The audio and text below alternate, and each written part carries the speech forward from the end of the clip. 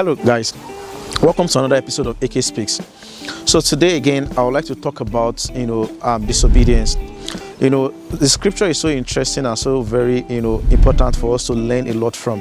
If you look at the story of Saul, God gave Saul a specific instruction, very simple: destroy the Amalekites and everything that you see there. But Saul did something. He carried out that instruction, right? But he did something. It was half measurement. It was half obedience. And half obedience, as far as God is concerned, is disobedience. And because of what Saul did, he lost his kingdom. Yes, he lost his kingdom.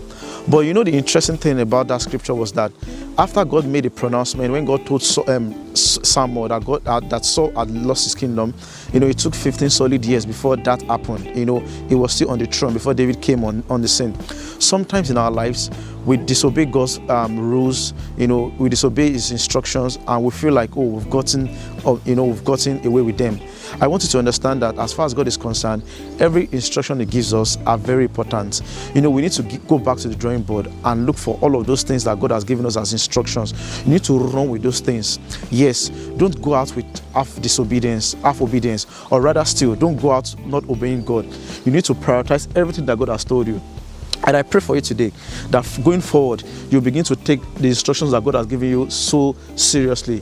Remember, Saul lost his kingdom because of disobedience. Don't lose your destiny. Don't lose your prophetic destiny because of disobedience. Stay blessed, guys. Have a wonderful week.